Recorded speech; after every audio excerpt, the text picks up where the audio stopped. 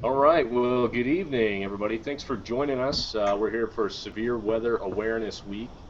We have the entire state of Tennessee, National Weather Service forecast offices on tonight.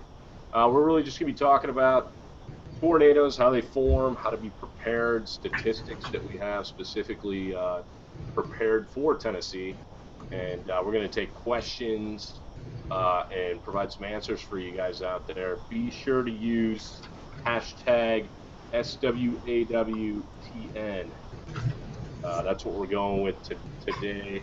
You can also just tweet them to the fellow offices at NWS Nashville, NWS Huntsville, NWS Morristown, or NWS Memphis. And so we're going to kick it off, and we're going to go out to our eastern part of the state. We're going to talk with Morristown. So we've got Andrew and Sam out in Morristown. So let's go ahead and send it out to them. Yeah. Hey guys, how y'all doing? Yeah, as you said, we are in charge of the eastern part of the state, and let me show you better in describing it. I'll just go ahead and screen share. You can see the on the map where we're in charge of. We have quite a few counties. Most of our counties in our area are in Tennessee, including the major cities of Chattanooga, Knoxville, all the way up into the Tri-Cities. But we also do have some counties all the way up into Southwest Virginia and a couple in North Carolina. So we cover pretty much most of the eastern side of the states over here.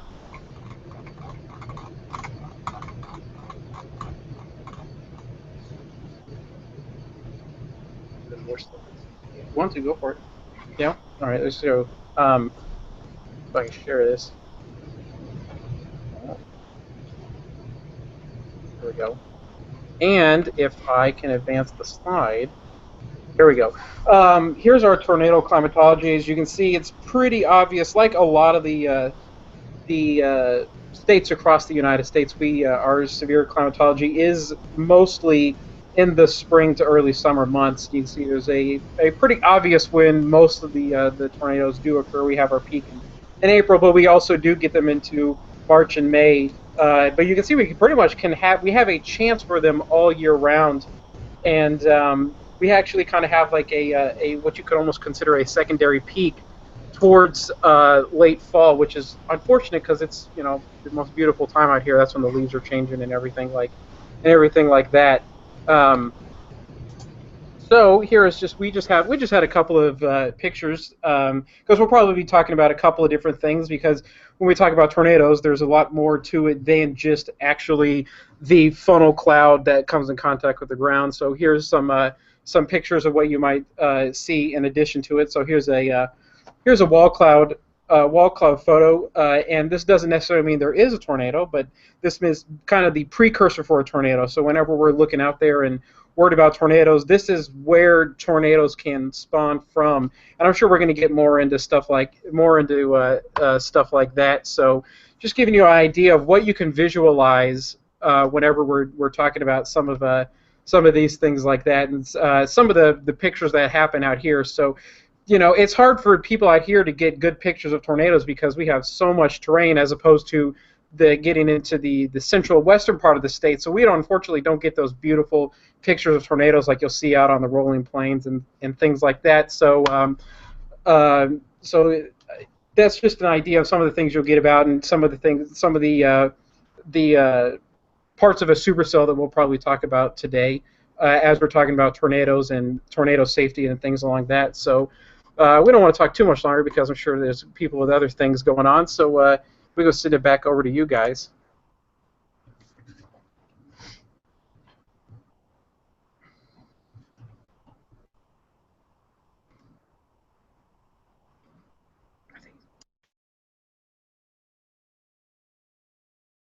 Andy, I think you're muted.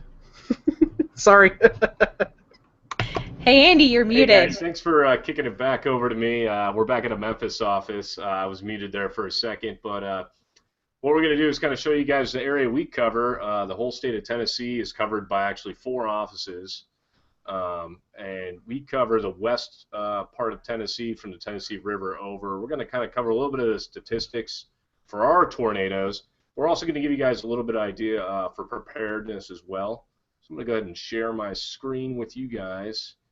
kind of give you a look as to what we've got going on. So here's our area right here for Memphis, and we cover the entire West Tennessee area.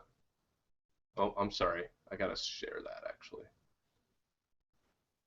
We cover this area right here. In fact, this graphic's a little bit older because now we do have Benton County in here, but here's Nashville stacked against us. We cover this whole West Tennessee here and North Mississippi, as well as Eastern Arkansas and the Boot Heel.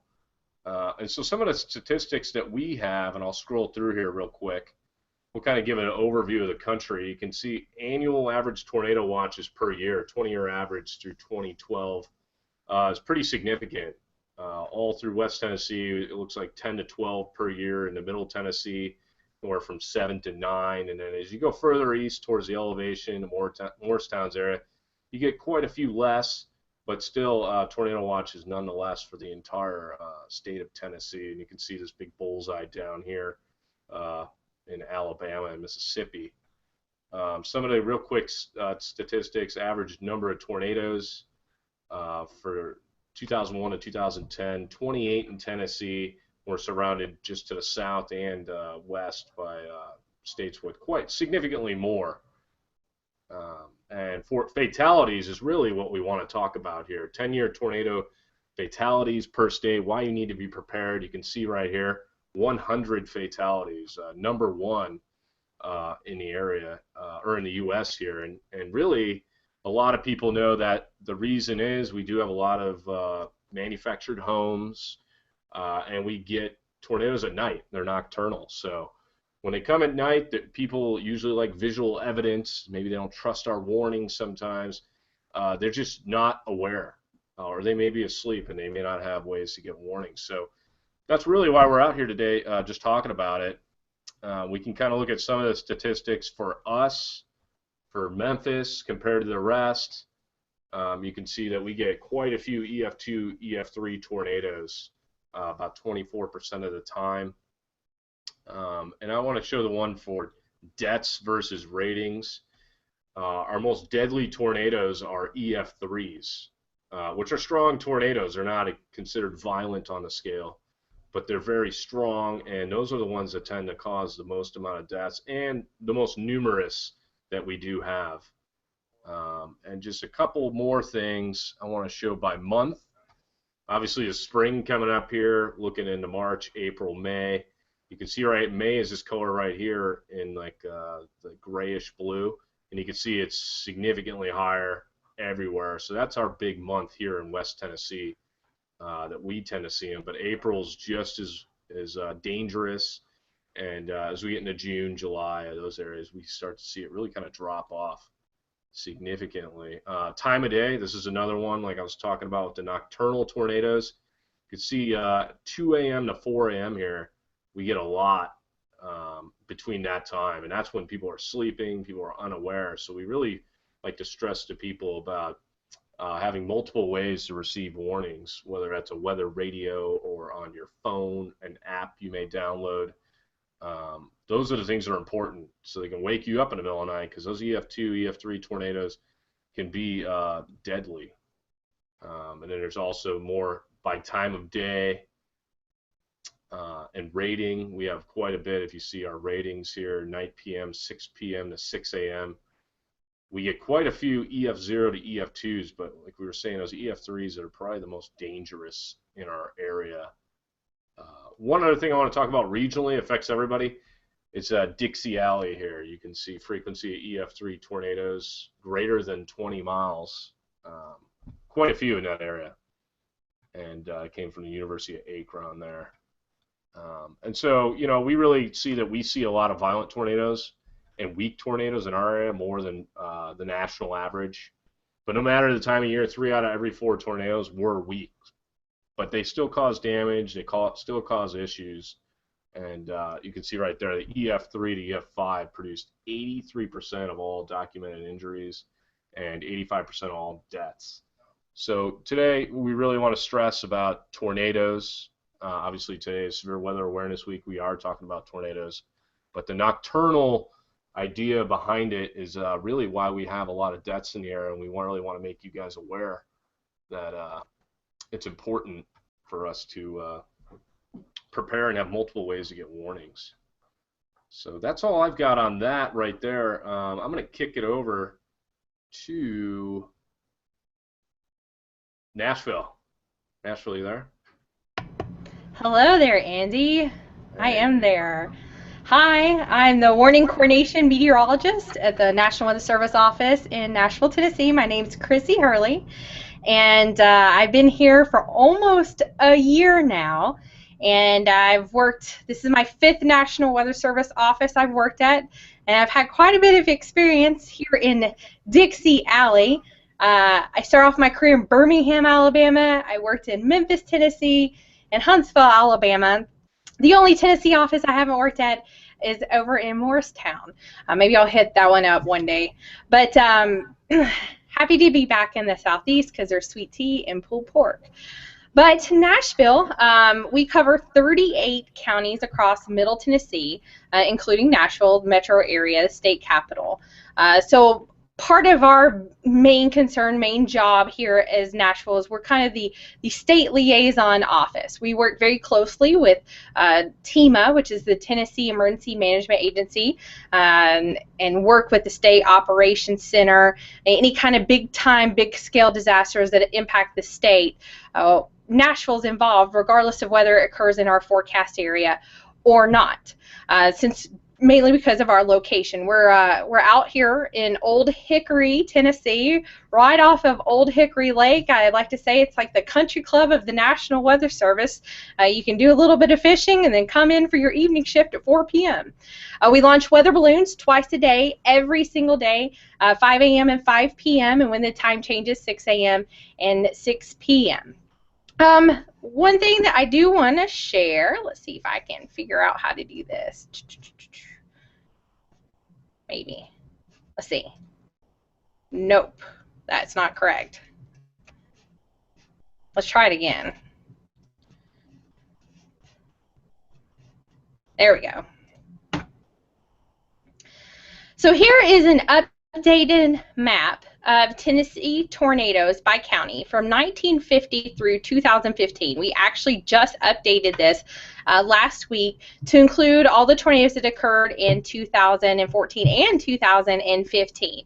And we actually broke it up according to the counties that are covered by the different forecast areas in Tennessee. So you can see Memphis here, the #1 most tornadic county in the state of Tennessee. I don't think it's any real shock to anyone, but it is going to be Shelby County, where Memphis is actually located. You also see, Jackson, Tennessee, Madison County with 31 tornadoes. So pretty active area right along Interstate 40. If you go over to Nashville's forecast area, I think you can easily pick out the Nashville metro area. And, a lot of these tornadoes that you see in the counties that are highlighted in the deeper reds, that's where most of the people are. So back in the earlier days, before social media, before we had good ways of documenting, reporting, and videos and pictures, we had to rely on pretty much local newspaper clippings and phone calls. Now, if we don't hear about damage, it's pretty rare. But you can see Nashville metro area right here. So here's Nashville. There's Davidson, Wilson, Rutherford, Sumner, and Williamson right here at 25. Definitely, the high tornado network there in Middle Tennessee. And then you go over here near Clarksville, Montgomery County, and then you see Lawrence and Lawrenceburg right here, which ironically is the only F5 tornado that's ever occurred in the National Weather Service Nashville's forecast area. The only F5, and that was April 16th, 1998, which was also significant because that was also downtown Nashville's tornado.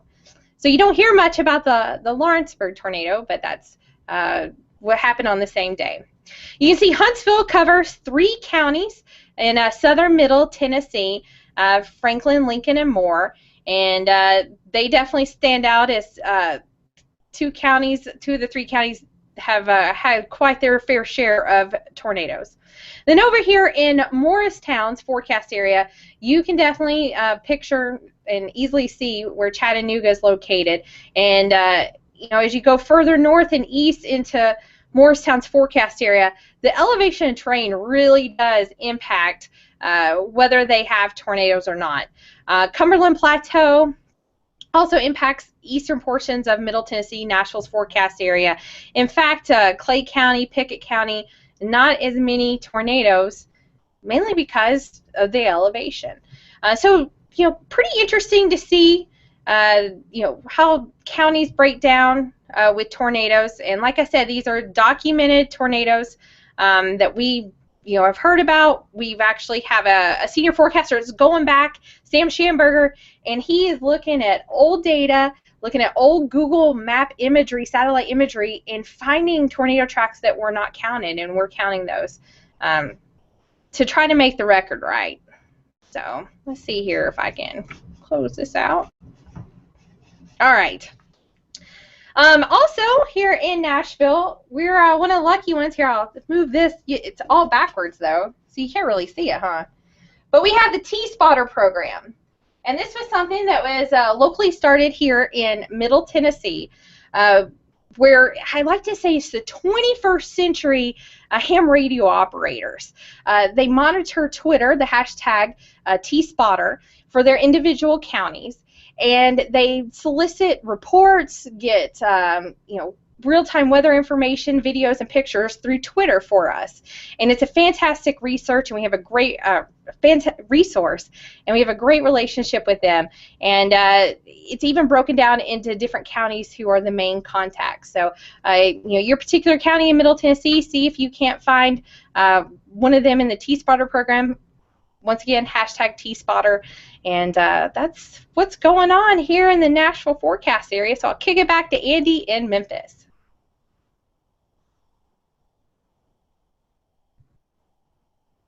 And he's muted again. He's got a mute problem. Thanks a lot, Chrissy. Yeah, that was a great graphic with that GIS you guys put together, kind of showing all the tornadoes across the entire state. Very important to note, obviously, why we have some of those hot spots there is population-based. The more rural it is, the less times that people will actually see the tornadoes or report them to us. So that's what I think it's really representative of where that's at. But we actually have not had an EF5 in our area in quite some time either. Although we did just have an EF4 on December 23rd, just to our south in Holly Springs, which was pretty terrible. I mean, we don't like to have it any time of year, but, you know, obviously during the holidays. But a lot of people got the word because they were prepared, and that's really what we want to talk about right now is a little bit about preparedness, what to do if there is a tornado, watch or warning, kind of what the differences are between the two. So I'm going to kind of share my screen real quick with you guys and show you what we got in terms of some graphics. Kind of give you guys an idea. Watch and warning. Well, this is really important graphic, and this is something they've been sharing across the country lately, is know the difference between a watch and a warning. And I was showing that graphic just a little bit ago with how many watches we get per year, and you can see it was anywhere from 12 in the west part of the state to, you know, 4 in the east part of the state. So we all get these watches, and all it's really trying to tell you is to be prepared. Tornadoes are possible, the conditions, the atmosphere is right. You know, you want to monitor the sky conditions. Some of the graphics at Morristown were showing about shelf clouds, stuff like that. Know where to shelter. Really, really important. Obviously, if you're in a trailer or a manufactured home, that's not ever a safe place to be. And then obviously when we have the warning, it's highlighted here in red. It's take action. A tornado is imminent. It's occurring. It's been spotted. It's detected on radar. You need to take shelter immediately. Just wait for information to come in, either on your cell phone until the coast is clear, the sirens have stopped going off, those kinds of things. I had just those graphics right there. Let me back out to one other thing we had on here about preparedness. I think that's all I had on that one. Let me stop sharing my screen for a second here. All right, well, I want to kick it over to who else is on here right now. We've got Morristown. Were you guys going to show some of those pictures you had about shelf clouds and ways to check the sky? Hey, you forgot about Huntsville. Oh, I'm sorry, Huntsville. Yeah. There we are, Huntsville. I know they only have 3 counties, but they're still important to Tennessee. All right, well, Huntsville, hey, you guys take it away. Okay, everyone, this is Stephen Latimer with the National Weather Service in Huntsville. I was actually going to show something. I know they've already gone over a lot of the safety and neat programs that they've got going on about tornadoes and kind of the climatology we have. But yeah, we only cover 3 counties. We're the smallest actual forecast area of I believe, the whole Weather Service, but our 3 counties are just as important as the rest of our 11 counties in Alabama. So one of the things I wanted to stress a little bit is you typically will see those supercell type tornadoes a lot advertised either in your spotter classes or just seen on the Weather Channel and stuff. And so a lot of the types of tornadoes we have, actually the most common ones, actually are associated with a line. And so I'm actually going to share my screen here and show a video of the type of tornadoes we have, if this works.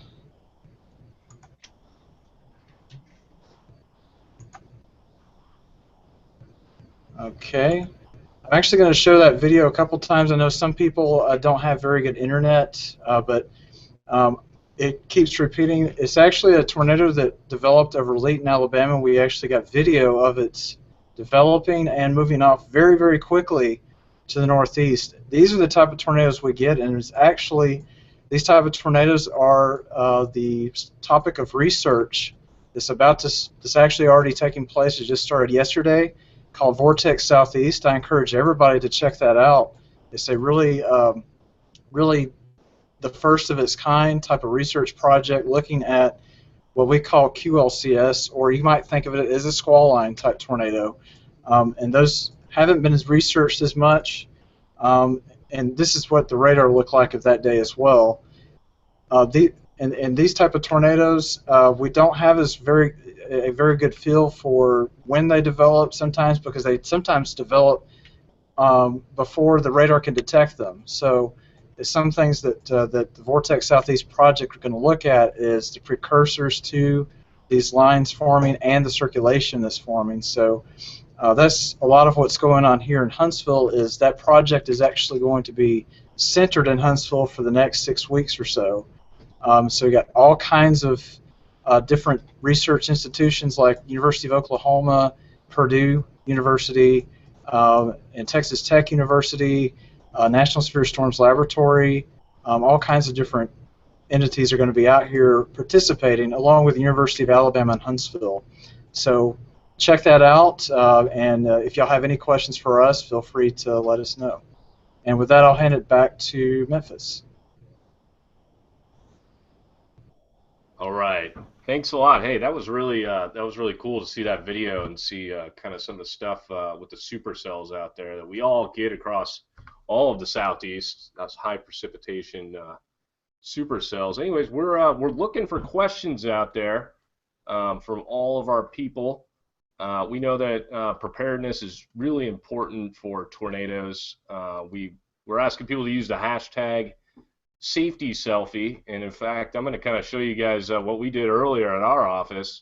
I'm going to show a couple graphics actually from our Twitter feed, because we provide a lot of stuff, a lot of information for preparedness in there. So I want to kind of show you guys real quick some of the stuff we got. Actually, there was something really good from CNN Weather Center earlier today. I think everyone could see that percentage of nocturnal tornadoes. We were kind of talking about that earlier and having to be prepared, getting warnings in the middle of the night. You can see 46%, the highest in the entire country, occur in Tennessee, the state of Tennessee.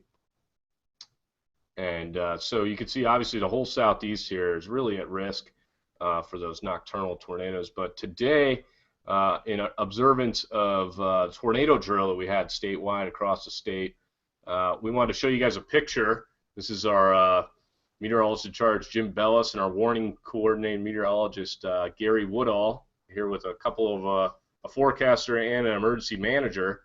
And they took shelter downstairs where actually people have taken shelter during events. Hey, Andy, we had to take shelter during Super Tuesday, February 5th, 2008 down there. Yes, that's exactly it. I was there. Chrissy was there. And, yes.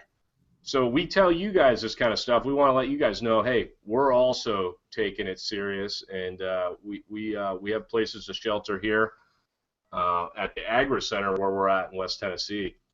Also, some other stuff we were kind of looking at besides watches and warnings. We have this awesome database, and I believe all of our offices, is that correct, everybody? Everyone has a tornado database for their respective office? Yep. Yeah, it's on the front page of each office in Tennessee. Okay, so I'll go to our webpage here in a second. I'll kind of show people where they can go. But we were kind of dispelling this this myth the other night about our CWA. This is Memphis right here, if you can see where my little hand is. And everyone says the bluff, there's this bluff that's right along the Mississippi River, and they tend to say it protects everybody from tornadoes. And that's not right. You can see there was an EF4 that actually dug across northern Shelby County back in 1909. But we've had quite a few EF3s and EF2s, and then all these dots right here, EF1s, EF0s that touch down. So we tend to show a lot of that on there. I hear some sounds. I think we're getting maybe a couple questions starting to pour in to the office. I'm going to just go through just one more thing, talking about Vortex Southeast, as Huntsville brought up. They're going to be doing 40 physical and social science researchers are going to be out there, 20 research entities, 13 vehicles, 3 mobile radars, and 1 fixed radar from March 1st to April 30th. So we're really going to try to really get a better understanding of how these tornadoes develop, especially here in the southeast, because they are higher precipitation, and hopefully that'll allow us to get more lead time on these, so you guys can be prepared when we do issue warnings and things like that. Let me see real quick if we had that. There was a QLCS tornado. Oh, I see that. Huntsville said actually that was a QLCS tornado, not a supercell. Sorry about that. So here, let me share our webpage real quick with you guys. I know everyone's obviously following us on social media, but if you go to our web pages, and our web pages are all still kind of the old school blue bar on the left, you can scroll down to additional info on all of our pages from our respective offices, and you can go to our tornado database, and you can click through, and really what it'll do is it'll provide a Google map with all of our tracks, and you can see, man, there's quite a few, and the records go back all the way into the late 19th century. But you can go through and look at any of the tornadoes that have occurred in your area, see what they were rated, what kind of damage. We've had a couple EF5s. You can see these pinks in here in our area, including April 27th, 2011. We had one clip the corner of our county down here in Smithville, and some people all sheltered actually into a underground shelter, and it saved 12 people's lives. It was pretty incredible. We just tend to hear stories all the time about people when we have these tornadoes. We just had this one down at Holly Springs on December 23rd, 2015. And when people go out and do a survey, we learn about people who took shelter at the last minute. They invited somebody into their house to take shelter. But really what we want to let you guys know is that this last time around with this big one, an EF4 actually in Holly Springs, pretty violent tornado, people did live by going to the center part of their house, which was actually underneath the stairwell, and crouching down. It was actually 8 people crammed in there, and that was all that survived, was the stairwell and the door, and they all survived unscathed, and the rest of their house was torn away. So when we talk about taking shelter from tornadoes, it's all about putting as many walls as you can between you and the outside, and that's really a lot of the stuff that people need to know. So let's see here. Let's kick it back out to Morristown. Did you guys have a couple graphics you wanted to share? Yeah, we had a few things we were going to go through. Can you help me share the screen here, Andrew? Okay.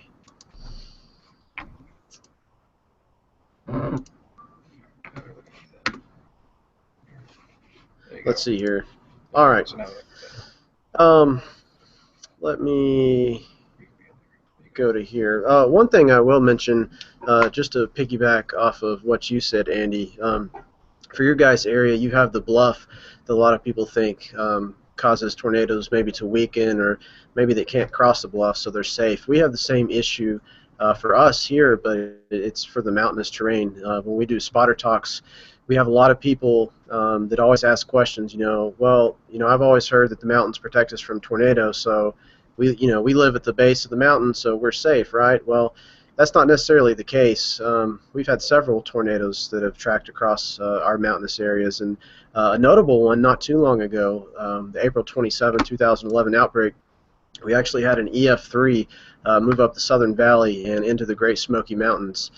Wish I had included that slide on here. I didn't think to, but actually we had, it may have been the Forest Service. They did a flyover for us, and we could see some pretty good pictures of just wide swaths of trees down just along the peaks of the mountains there. So that's just evidence right there that tornadoes can and do cross rugged terrain. So I always like to bring that up to people during spotter talks, that just because there's terrain around doesn't mean that it affects whether they get tornadoes or not. But jumping back in, you also talked about shelf clouds here. We get a lot of shelf clouds in our area, just due to the linear convection that we get. Just got a strong line of thunderstorms moving in. It's linear fashion. Often those, will form and produce shelf clouds, and we get a lot of calls from people when they see these shelf clouds reporting tornadoes. But in actuality, this is just, the leading edge of the thunderstorm, and it is not tornadic at all. So just for some shelf cloud characteristics, just to remind people that shelf clouds are outflow dominated. Typically the threats with shelf clouds are strong and gusty winds. They're along the leading edge of the squall line. And I guess where people get confused, and it would be easy to do so, right along this leading edge right here, there often is a lot of turbulent motion that can be seen. You've got this warm air rising up into the storm, and you've got a lot of twisting and turning right along the front of the shelf. And when they see this motion, they'll often confuse that with maybe a funnel cloud or tornado, not to mention any low clouds that are getting ingested up into the storm. So this is a good picture of a shelf cloud. You can see how it stretches horizontally across the sky for a vast difference, very far. And then jumping back to a picture we showed earlier, a wall cloud is quite a bit different. It's going to be on the rear of the storm, and you can see it's attached to the thunderstorm base here, but it is a relatively small portion of the actual supercell thunderstorm, whereas shelf clouds are more with linear convection. These wall clouds are often associated with maybe a discrete cell with a smaller feature here. But here's a good graph, just a quick comparison. Again, shelf clouds, expand horizontally across the sky. Kind of look like a rolling pin, what you use to roll out dough. You're going to bake bread or maybe make some biscuits, especially for us in East Tennessee. We like our biscuits over here. So a rolling pin, that's a really good analogy, what a shelf cloud would look like rolling across the sky. Whereas a wall cloud, it's more suggestive of updraft or inflow. Isolated and vertically oriented, and its rotation is more vertical instead of horizontal. The shelf cloud rolling, propagating forward, whereas the wall cloud is more of a vertical rotation, rotates on a vertical axis like a figure skater. And then just to follow that up with a few, you were talking about safety from some of the storms that you guys had recently. Just want to remind people that vehicles are not safe in tornadic winds. That's definitely not a place to take shelter. I know it's crazy if it's raining and lightning and storming out. You think you want to stay in your vehicle. A tornado's approaching, you'd be safe from the elements, but you're actually better off taking shelter in a low-lying ditch. You're going to be much safer there. Again, manufactured homes, we have a lot of those in our area. They are not a safe place. They're just not designed to withstand those type of winds from tornadoes. So it's important. What's important is to have your safety plan in place before the event starts. You know, once you're under a tornado warning, you don't want to try to be making a plan then. You want to have your plan planned out ahead of time. That way, when the warning occurs, you can act on it and quickly get to your safe spot. And then, well, this kind of leads into what I just talked about. You know, planning the shelter. Have your plan ahead of time. If you do live in a house, you know, get into the most interior room. Put as many walls between you and the storm as possible. Usually that's an interior closet or maybe a bathroom, maybe a bathtub. But again, if you do live in a manufactured home, we always recommend finding another place to take shelter. So I think that's about it for the shelf clouds and characteristics that we have. So we will kick it back over to you, Andy.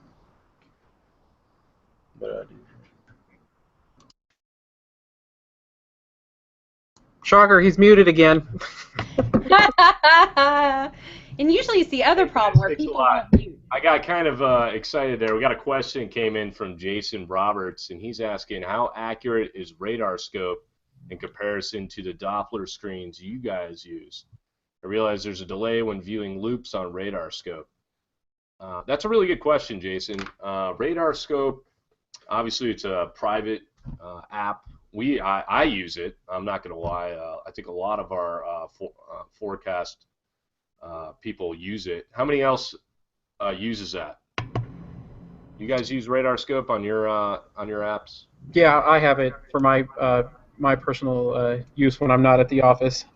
Yeah. Okay. Well, the major difference that we have, Jason, is that we have all of the slices. We can see the entire storm and interrogate it, half degree all the way up to 19.5 degrees.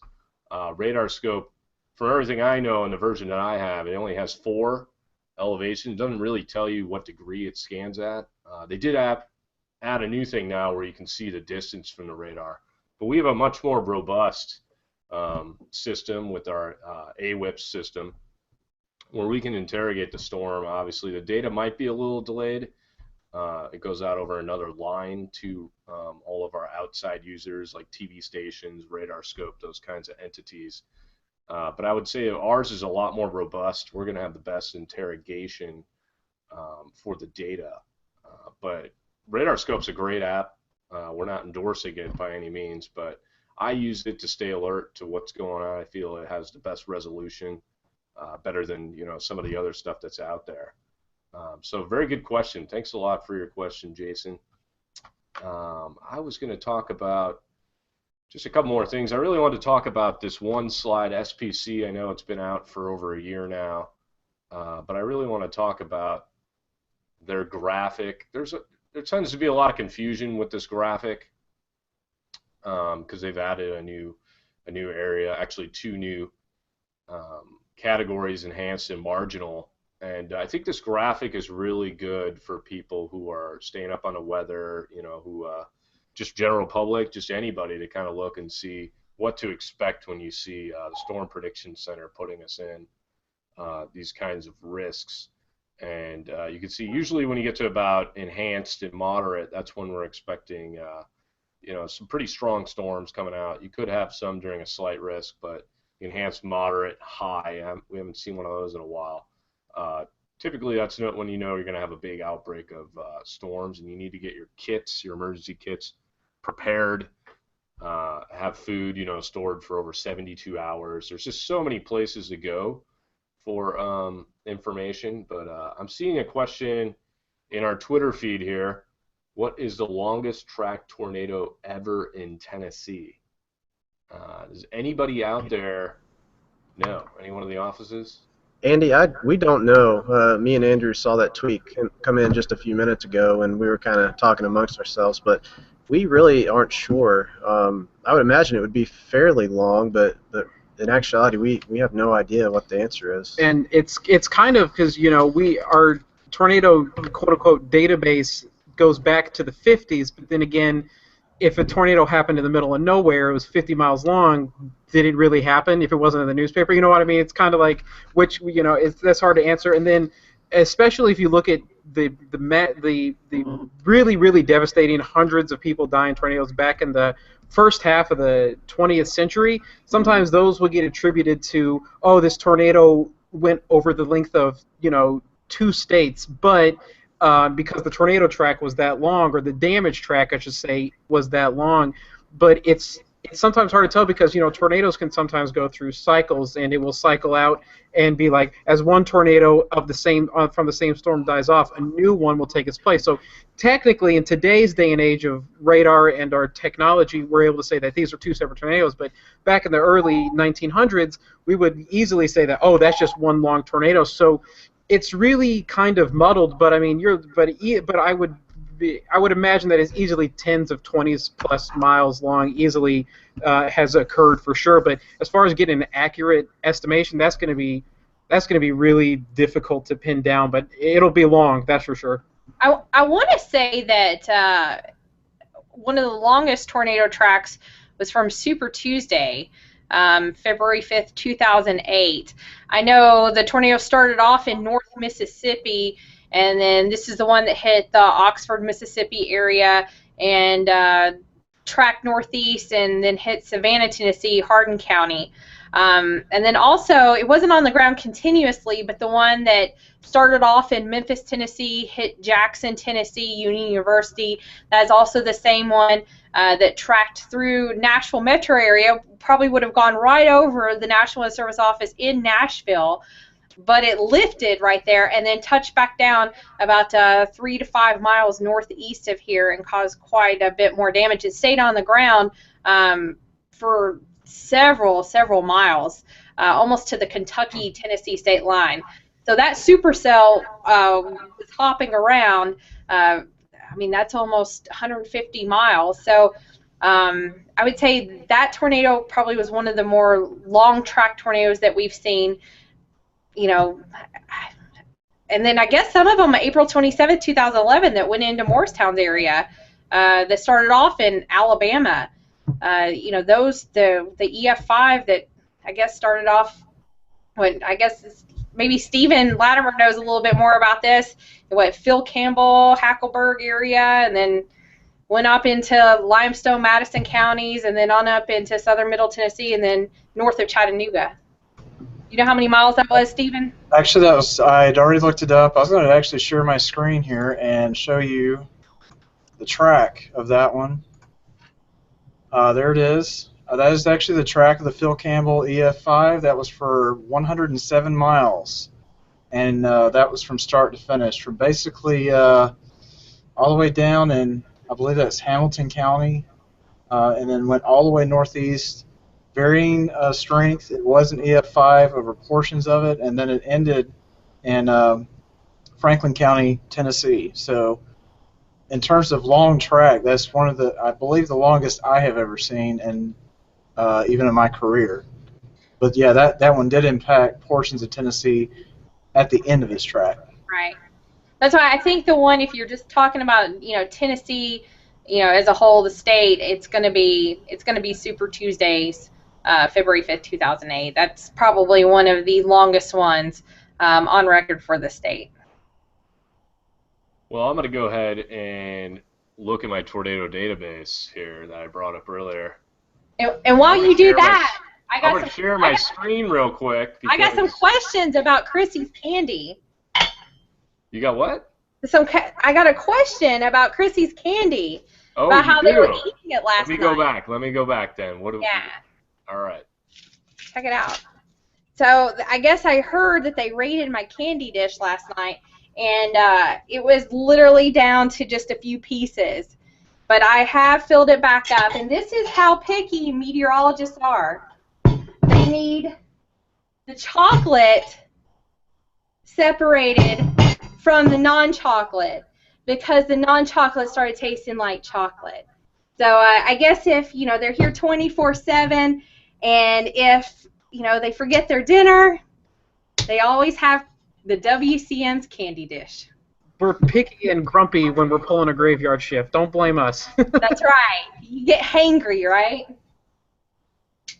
All right, well, I'm going to get back to a tornado thing. that people know. In fact, actually, we are having an anniversary for a tornado that occurred in West Tennessee on April 2nd, 2006. It was a deadly EF3 that moved through both Dyer County and into Gibson, a couple other counties. But let me share my screen real quick, give you guys a look at what I'm looking at. So in our database, we have one that says it was 155 miles long. But the one I'm talking about, April 2nd, 2006, was 126 miles long. And you can see the little track over here on the right. It went all the way from eastern Arkansas into Tennessee. Still, it's not one of the ones in Tennessee, all continuous, but it went into through Dyersburg, actually a town called New Bern. And we will be doing a 10-year remembrance here on April 2nd with our CWA, with Jim Bellis, our MIC, going up there. Yeah, New Bern, Tennessee. I remember doing a spotter talk there.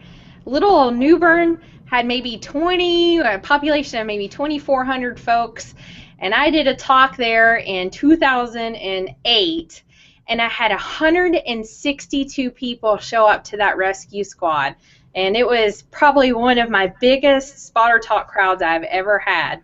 And you know, get out there. If you see spotter talk in your community, go out there. Don't wait for a tornado to happen to get interested in the weather, because if you're joining us right now in this Google Hangout, you are your family and friends and coworkers weather expert. Let's face it, you're a weather dork, and that's cool with us because you're helping spread the message. So we appreciate that. But learn some more information. There's lots of training classes and whatnot. So you know, contact your local National Weather Service office, and we can help you out, and maybe even provide you a tour. Absolutely, that sounds great, Chrissy.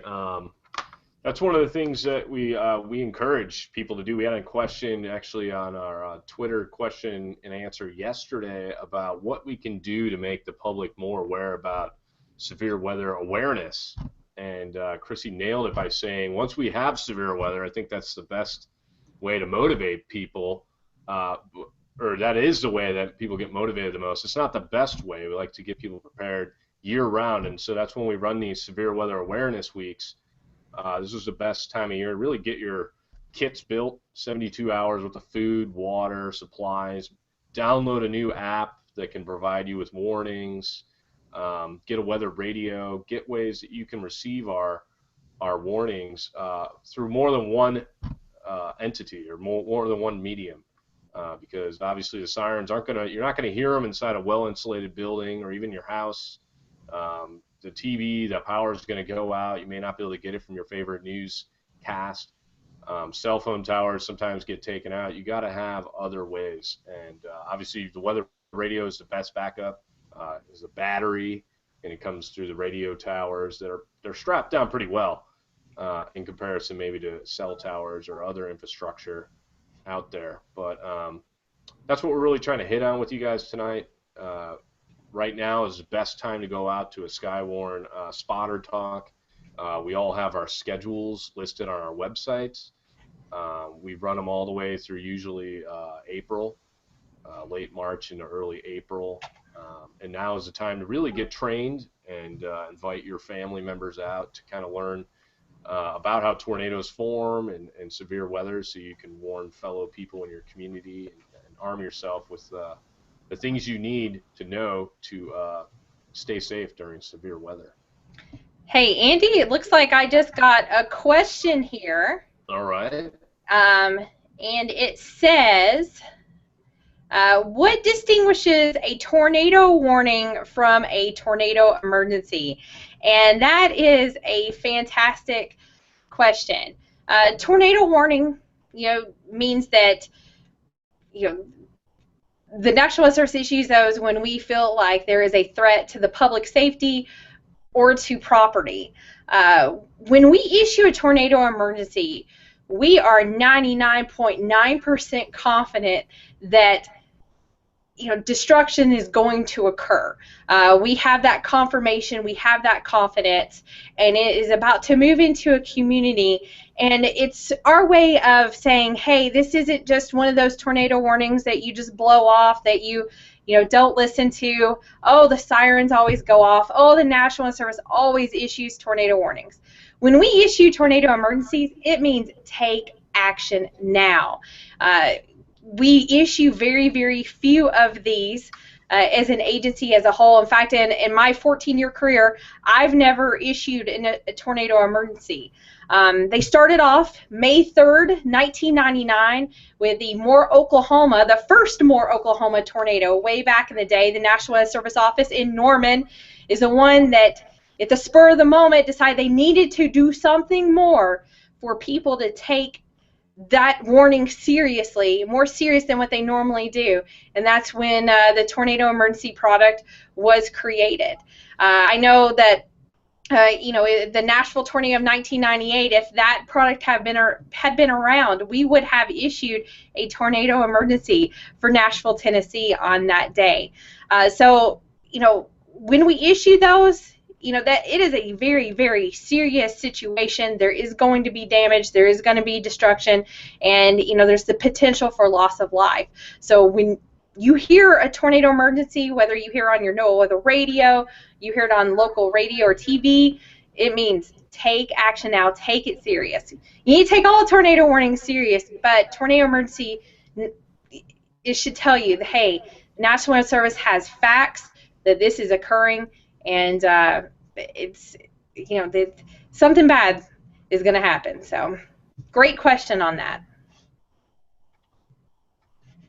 Yeah, that was an excellent question. It's good that it's rare, you've never heard of it, maybe you're not familiar with it, because we want to reserve it for those tornadoes that are extremely deadly and dangerous, so that when you get that, there's none of that peeking out of your shelter area to go see if it's there. It's actually occurring. And that's really why we've reserved that. It's for any violent tornado we know where there's damage occurring, those kinds of things. We issued one actually just in our county warning area, just to the south, about 20 miles south of the Tennessee border here on December 23rd for Holly Springs, where an EF4 tornado went through. And it was because we had visual confirmation and reports from our emergency managers that there was damage occurring. And we had a pretty good velocity couplet on our radar to really understand that we had a very, very dangerous tornado on the ground. And let's see, I think I can actually pull up our tweet from that day and show you guys what we got. I actually had a picture of the radar. Let's see if I can make it a little bit bigger. So we said tornado emergency for Holly Springs, and we actually use radar scope here. That's one of the tools we have, and you can see this velocity couplet is very tight. And we put a tornado emergency out, as we could see on some of our products, our dual pole correlation coefficient. We could see a debris ball, and we could see it was moving towards populated area. It doesn't matter how many people are there. If we know we have confirmed evidence of a tornado on the ground and damage is occurring and being wafted into the air, we will issue a tornado emergency. But it's a very, very low amount, like Chrissy was saying. Maybe under 1% of the time will you see these, unless we're under a huge tornado outbreak. So that's what I got on there. Does anyone else want to talk a little bit about tornadoes in their area or any kind of preparedness? Phil? It looks like I just saw that where you guys, Memphis, just retweeted the NWS Voss member. I warned my mother about the tornado during the PDS tornado watch down there. Kind of funny, my dad lives down in Gulf Shores, Alabama, and it's quite unique for them to have a particularly dangerous situation tornado watch down there. And I may or may not have told him to go out on his balcony and look south to see if he could find the tornado, but he was a good 10 miles north of the storm. But he did not go out there because he was like, Chrissy, it's lightning. So when thunder roars, go indoors, even if your meteorologist's daughter tells you to go outside and look. But that was quite the tornado down in Pensacola. It looks like they had 2 EF3 tornadoes, very significant for down there. So that's something that we would typically see coming into the season in April and May is our two big time months. Yeah, I want to talk a little bit about what Morristown said about the car. Being in a car is a dangerous place to be. Well, I think a lot of the time what we tell people, if you're in a car and a tornado is occurring, get to a substantial structure, and last resort, exit your vehicle and lay down flat in a ditch. Is that kind of what we echo to all the public? Talking to the rest of the offices? Yeah. Last resort? Yep. Yeah, hopefully you're aware that storms are going to be bad that day, and you don't want to be caught out in if you're under a watch.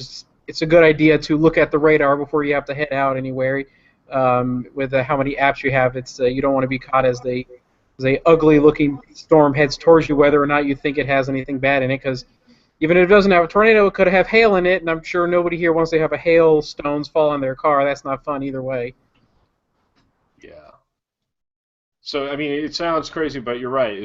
That's why we stress preparedness. We hope that you don't end up in a situation where you need to exit your vehicle and head into a ditch because a tornado is coming at you. We hope that you can kind of keep yourself out of that predicament if you stay aware and you stay alert to the weather. Find an app that you're comfortable with where you can get your forecasts. You can go to our social media areas. You can go to our web pages, get our forecasts. But the one important thing to note is that any thunderstorm can produce a tornado, hail, strong winds, and there's not always going to be a warning.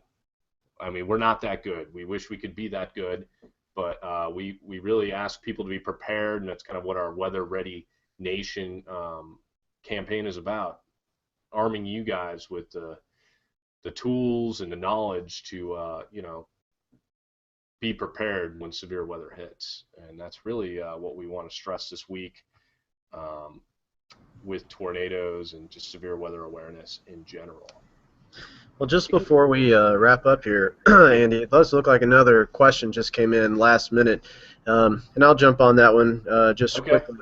Those out there following along, the question is, why doesn't a tornado die when it gets dark out at night? And that is a good question. It looks like the question's from Laura. She sent that in. A lot of times, storms do lose their strength as peak heating dies down, but that's not always the case. Tornadoes can develop at night. They can develop in the afternoon and persist into the evening hours, and it all depends on what's going on in the upper atmosphere and what are the dynamics doing that day. Is it a day where the thunderstorms, they feed off of CAPE. If you're joining us now, you probably already know that CAPE is convective available potential energy. So is the CAPE going to persist into the evening hours and overnight hours? And even though it may lessen if there's a lot of shear available for these storms to tap into, I mean, shear is very, very important for tornado development and supercell development in general. These storms have to be able to have access to this shear just to maintain their rotating updraft. So tornadoes, just because you typically think that they're just daytime threats, they definitely can persist into the night, and that kind of all ties back into the graphics we've been showing this evening about Tennessee having the highest nocturnal tornado rate, and I don't know if it was the highest deaths as well overnight. Is that correct, Andy? Yeah, I do believe so. We had the highest deaths over the last 10 years. We had 100, and it was much higher than anyone else. Right. So yeah, I mean, just overall in general, yes, they can happen at night. They can develop at night, and it just really has to do with what the atmosphere is doing that day. All right. Well, we're getting ready to wrap it up here. Let me see here. Thanks for coming out and joining us tonight. We just wanted to give you guys a little bit of a look into severe weather across the area, let you know who your forecast offices were. Please follow your respective offices for social media. Check their forecasts on the website. And I'm going to let everyone say goodbye, and we're going to sign off here. Start with Chrissy. Well, goodbye, everybody. Thanks for joining us. And it is great to see Stephen Latimer down in Huntsville. We used to work together back in 2009, 2010. And then Andrew Moulton over in Morristown. We worked together in Amarillo, Texas, of all places, for 4 years. So in 2011 through 2014 or something like that. So it's kind of neat how, you know, everybody in the Weather Service, they tend to move around and that kind of thing, but it seems like your paths always cross. So thanks to all of you out there watching. I'm getting a lot of messages and texts and Snapchats from folks out there watching us. So thanks for tuning in, and please don't hesitate to contact me if you ever need anything. Chrissy Hurley here, National Weather Service Office in Nashville, Tennessee. Yeah, thanks for putting this on. I think we had some good questions, some good information. It was good to be able to talk with everybody since our shift schedules don't always line up necessarily. And if anybody wants to have any more questions, me and Sam are here till midnight Eastern time, and so, you know, if you're watching this later or you have any questions, feel free to ask us on Twitter or Facebook or at NWS Morristown. Watch that all the time. It's a great place to get some extra information. All of the weather services across the entire United States have Facebook and Twitter, so whether you're on vacation or you're moving, you can always find social media and NWS and get information from that way. So if you have any questions, feel free to ask us on there.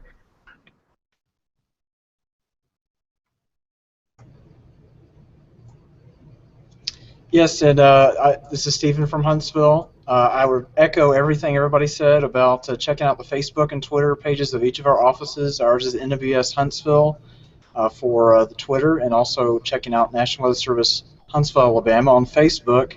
And be weather aware wherever you are. That's definitely the thing that we want to preach. Wherever you're at, make sure you're finding out where you get your information from those local offices. But stay prepared for severe weather that's actually kind of already started over the southeast over the next couple of months or so. Make sure you stay weather aware. Make sure you're weather prepared. If you've got storm shelters, make sure they've got the right amount of any kind of supplies you need to get. Go ahead and get those for any kind of severe disaster that we might have. So with that, I will sign off from Huntsville.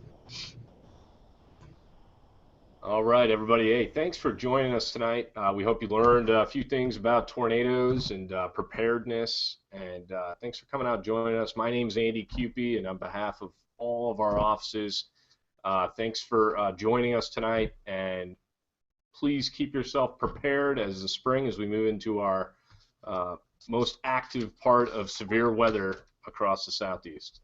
Signing off.